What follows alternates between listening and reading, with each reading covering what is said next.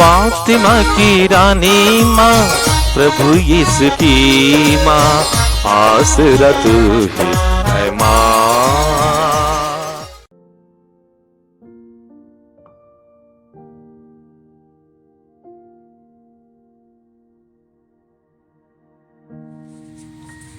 पहला पाठ नबी एजेकिएल का ग्रंथ, अध्याय 37, पद संख्याएं 21 से 28 तक। प्रभु ईश्वर यह कहता है, मैं इस्राएलियों को उन राष्ट्रों में से इकट्ठा करूंगा जहां वे चले गए हैं। मैं उन्हें चारों दिशाओं से इकट्ठा करूंगा और उन्हें उनकी निजी भूमि वापस ले जाऊंगा। मैं अपने देश में तथा इस्राएल के पर्वतों पर उन्हें एक ही राष्ट्र बना दूंगा और एक ही राजा उन सबों का राजा होगा। वे अब से ना तो दो राष्ट्र होंगे और ना दो राज्यों में विभाजित। वे फिर घृणास्पद मूर्ति पूजा और अधर्म से अपने को दूषित नहीं करेंगे। उन्होंने मेरे साथ कितनी बार विश्वासघात किया, फिर भी मैं उन सब पापों से उन्हें छुड़ाऊंगा और शुद्ध करूंगा। वे मेरी प्रजा होंगे और मैं उनका ईश्वर होऊंगा। मेरा सेवक दाऊद उनका राजा बनेगा और उन सबों का एक ही चरवाहा होगा। वे मेरे नियमों पर चलेंगे और मेरी आज्ञाओं का विधिवत पालन करेंगे।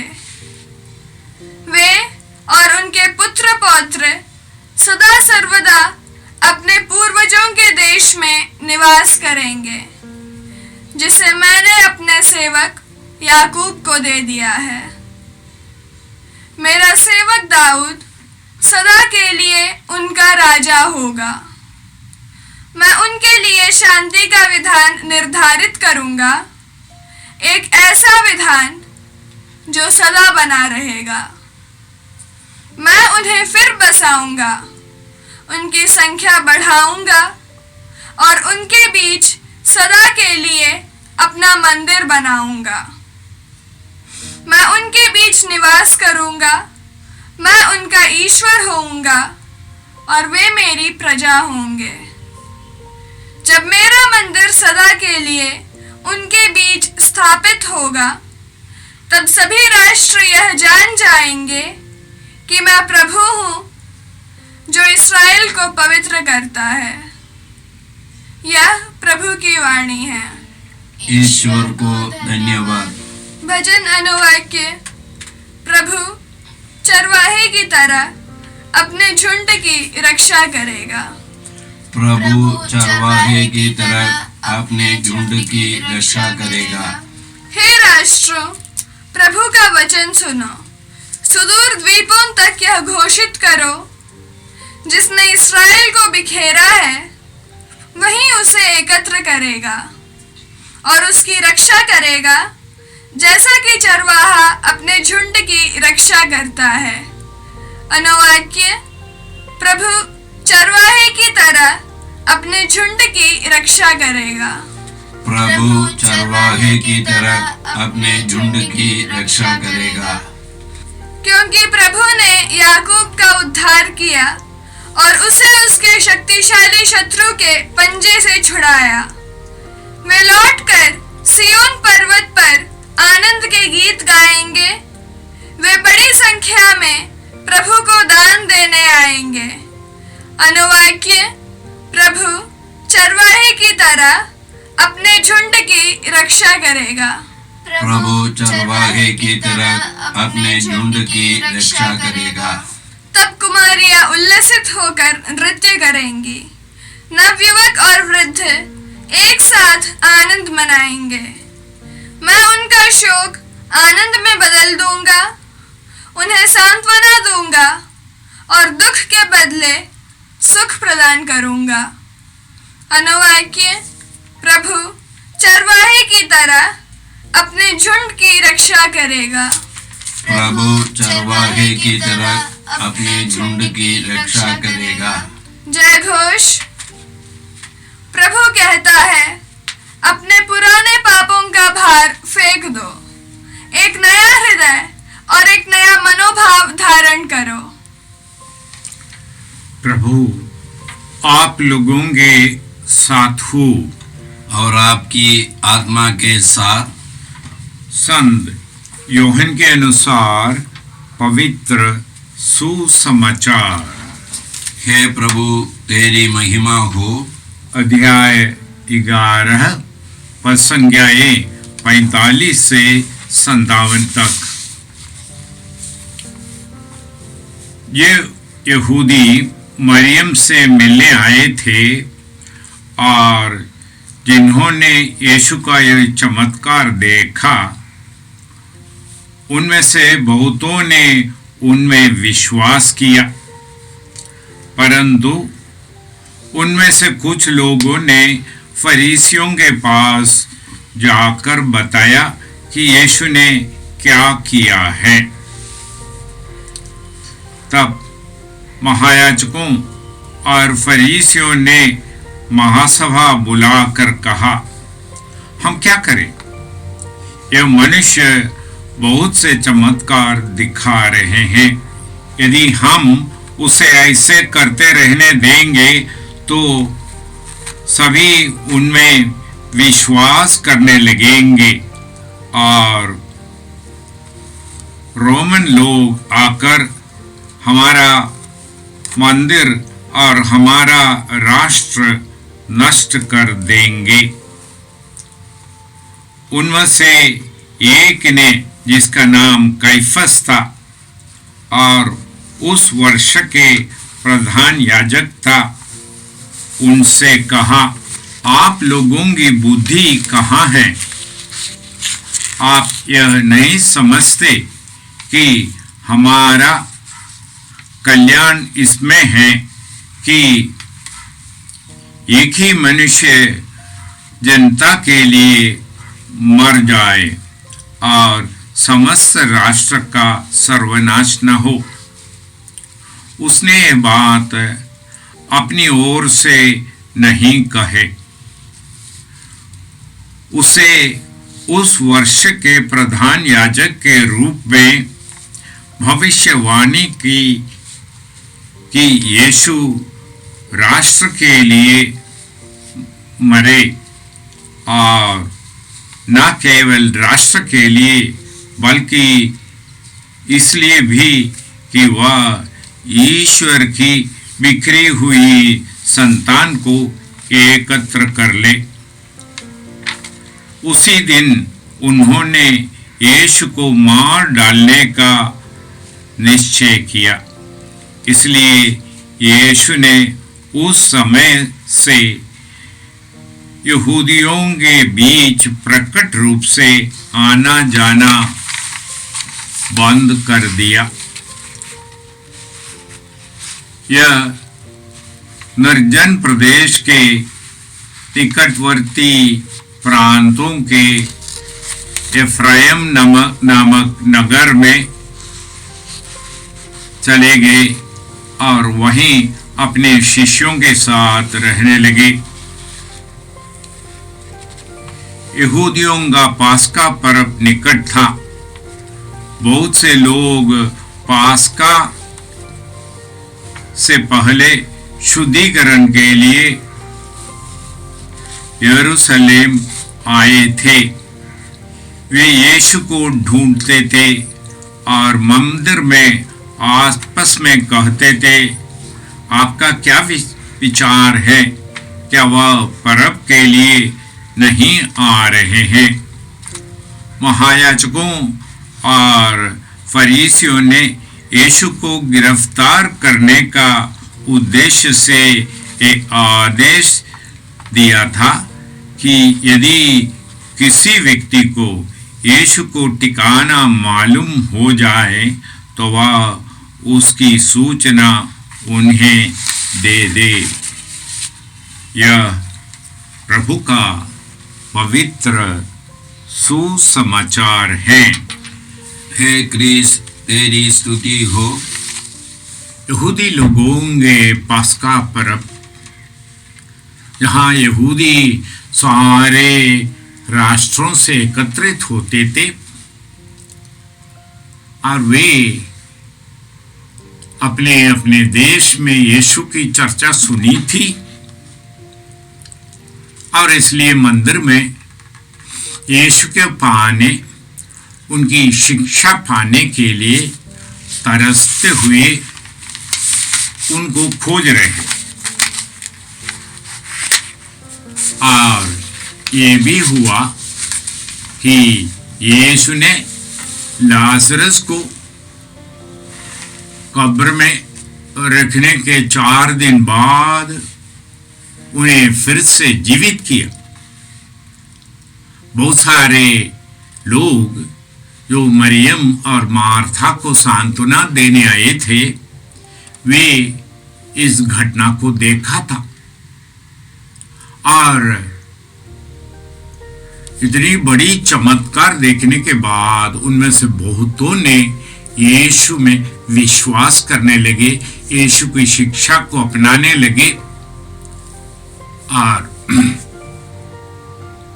तब फरीसियों और महायाजकों को लगा हमारे आसन हिल रहे हैं, हमारे अधिकार को चुनौती मिल रही है, बहुत सारे लोग यीशु में विश्वास करते जाएंगे।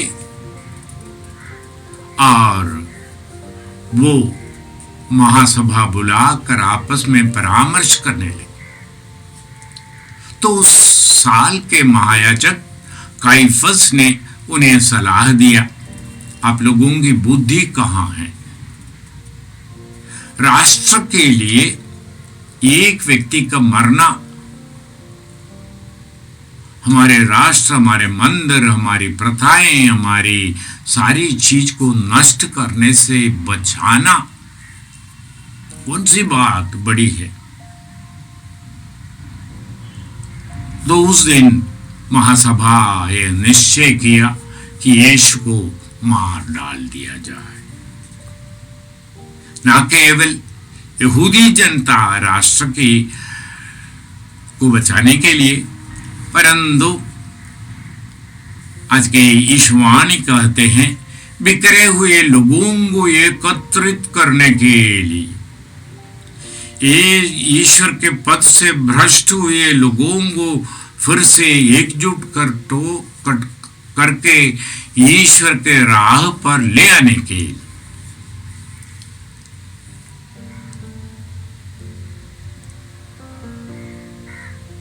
यह चालीसा काल में ईश्वर की योजना, यीशु के यरूशलेम जाना, क्रूस पर आरोहित होना, कांसे के शाम के समान ऊपर उठाए जाना और उसके जरिए ईश्वर से मेल करना, ये आज के पाठ हमसे आग्रह करते हैं। ये महासभा ईश्वर की करामत को, ईश्वर के इशारे को समझने में असमर्थ है। वे नहीं चाहते थे, इसलिए काइफस की ये सलाह महासभा स्वीकार करते हैं, यीशु को मार डालने के लिए तैयार हो जाते हैं। हम विशेष रूप से आज के पाठ में अंत में ये पढ़ते हैं कि यहूदियों के पास्का पर्व के समय वे आपस में परामर्श करते थे और फरीसी लोग आदेश निकाला कि अगर किसी को यीशु को ठिकाना मालूम हो तो वह उन्हें सूचित करे। ये 40 काल की समाप्ति में हम गोलगोता में यीशु को क्रूस पर आरोहित होकर 2 डाकुओं के बीच में उनकी उपहास और निंदा करते हुए उनको मार डालने का वह अवसर, ये हमें हमारे पुरखों के से चले आए पाप बंधनों से मुक्त कर यीशु से ईश्वर से मेल कराने का यह योजना। ये पूरे 40 काल में हमने इस पर मनन किया। मनन करके अगले सप्ताह से पुण्य सप्ताह में प्रवेश कर कल खजूर इतवार उस दिन की समारोह मनाएंगे जब यीशु को होसन्ना करके जय जयकार करते हुए लोग यरूशलेम में प्रवेश करने दिया, यीशु में विश्वास की घोषणा की और यह यहूदी लोगों के महासभा को और भटकाने की कार्य किया। और वे झूठे लोगों को साक्ष्यों को प्रस्तुत करते हैं और दोषारोपण करते हैं, लोगों को भटकाते हैं। अंत में लोग चिल्लाते हैं, इसे नहीं बरअब्बास को छोड़ दे। आज तक जो विश्वास उनमें प्रकट हो रहे थे वो सब समाप्त करके वे इन्हें क्रूस दिया जाए, इसे क्रूस दिया जाए, इसे क्रूस दिया जाए चिल्लाने लगते। हम आज प्रभु से प्रार्थना करें, हमें सद्बुद्धि दे, ज्ञान दे, प्रभु वचन सुनने, समझने, स्वीकार करने का वरदान दे।